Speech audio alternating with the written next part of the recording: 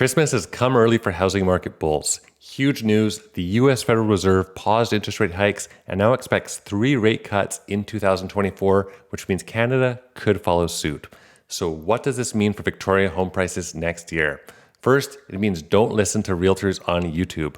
So I made a video this time last year and predicted we would see a drop in Victoria home prices, and for the most part, I was wrong. Prices went up or stayed flat. I was correct on the pre-sale construction and the condo market slowdown that we saw, but I was off the mark on what happened to detached homes. Even with high interest rates, our market is extremely resilient and single-family detached home prices held steady. That said, the end of this year was really interesting and we saw a few big cracks start to appear in Victoria's seemingly invincible housing market. And as you may have seen in my last video, home price gains weren't exactly equal across the board throughout Victoria. Downtown condo prices are softening, fueled by a surge of Airbnb listings. Price drops are everywhere, and even some lowball offers are being accepted. But of course, 1 or 2 months does not make a trend. We had less than 400 sales in November, even less in December, so it's a small sample size to draw major conclusions from in what is also a traditionally slow time of year. If we zoom out and look at the Canadian economy as a whole, there's a lot of mixed signals, but also a lot of positive news. The Consumer Price Index is showing signs that inflation is finally easing up, primarily driven by falling gas prices. Bond yields are dropping fast, which could also finally bring down fixed-term mortgage rates and perhaps variable rates in the next few months as well. Immigration to Canada is still at an all-time high.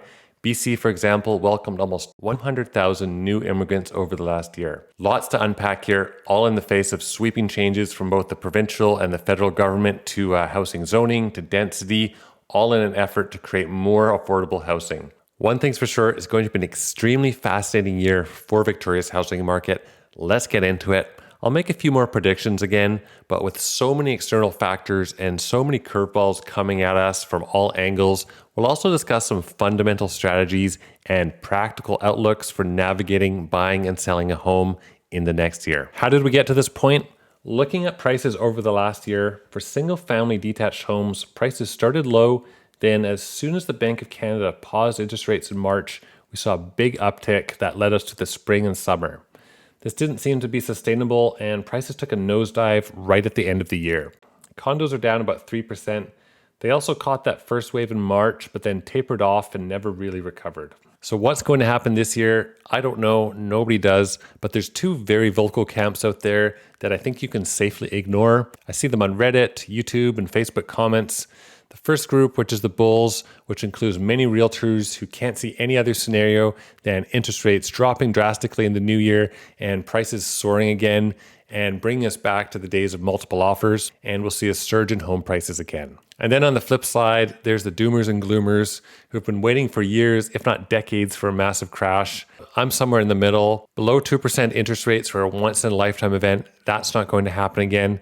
At the same time, for home prices to drop 20 or 30% or more, we need to see a mass sell-off of tens of thousands of homes in Victoria each year, and that won't happen either. People always need a place to live, and there's no alternative but to stay in your home in a lot of cases. We'll see second jobs and rented rooms and government bailouts before we see mass foreclosures on that scale. I'm very bullish on Victoria for the long term, primarily because of immigrants to BC. Even if we see 1% of those end up in Victoria, that's a lot of homes we just don't have. In 5 or 10 years, it'll be hard to find any properties that have not gone up in value. I think 2024 is going to be a very expensive year. I think certain costs such as construction costs, municipal taxes, and food costs will remain very high. I think those costs, even if inflation does come down, are very sticky, and that's going to have an effect on the housing market, in particular, certain segments that are very much tied to them, such as strata properties. For example, if you look at maintenance costs, if you look at strata fees, insurance costs, those costs are not going to go down. Here are my predictions. We will see price drops in 2024 on certain types of homes, primarily what I like to call FOMO COVID purchases. Just like how Facebook Marketplace is now flooded with RVs and saunas, the excess will be cut from the market. Homes that aren't fundamentally good investments, including poorly done renovations and flips, cheaply built condos, homes in bad locations, these will come down in price. I think there's a bit more room in the condo market to come down. Condo prices will keep declining a little bit more. The provincial mandates to build more density quicker and easier means we now have no limits on the amount of condos that we can build. I think we could see prices drop another 5% or so and then level off. Downtown could be hit the hardest if all these STR condos keep listing as they have been, and I expect we'll see a lot more listings in there in the new year. Single family detached homes will remain steady and go up another 5 to 10%. I think we've hit the bottom of these prices.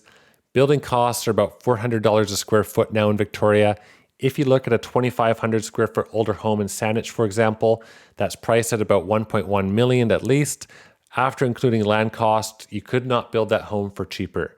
Sure, it's not shiny and new, but it's very livable, and for this reason, I think it will retain its value. Legally, being allowed to build 4 homes on each lot is a game changer, and this will reinforce the bottom price for any land or lots in Victoria. Overall, sales volume will be low. It's very expensive to switch homes once you count for realtor fees, moving costs, and land transfer tax. Sales volume is very low now, and it could be 2 or 3 years or more before we see people comfortable enough to start buying and selling and switching homes again. We have 1,700 realtors in Victoria, and I think we'll see them competing for fewer and fewer homes to sell. This is going to be a very tough year for anyone in the industry, and I think a lot of part-time agents may end up leaving. Cost of living will continue to go up. Everything will be more expensive, from property taxes, insurance, maintenance, landscaping. Municipalities have kicked the can down the road too long since COVID, and we're now faced with massive property tax increases. A lot of deferred maintenance or any projects that have been put off on strata corporations is going to come due, and now we're facing massive costs. The rental market will see price drops for a few months into the spring as all the SDR and new condo inventory comes online. Then rental prices will start to go up again because landlords will be forced to pass on all the holding costs back to the tenants. There's a lot of people looking for homes in Victoria, so the absorption rate is very high, and we will get back to high rental prices. The bottom line here is you should buy the location you're happy to live in, buy for the long term, and buy what you can afford. It won't matter if the market goes up 10% or down 10%. Trying to time the market based on pricing is impossible. What is possible is to time your moves based on known and reliable metrics and fundamentals. Inventory is a repeating pattern, for example.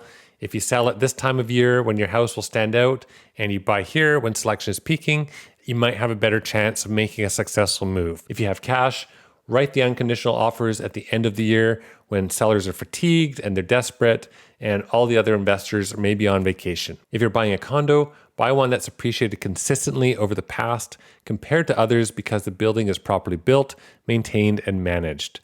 I've created an up-to-date list of every condo in Victoria based on how well it's performed over the last 5 years, and I'm happy to share that to you. Just leave a comment below or reach out to me and I'll email that over to you. Where do you think the market is headed next year? Please leave a comment below and also like and subscribe. If you somehow made it this far in the video, I also really want to thank you for watching and supporting the channel. See you next time.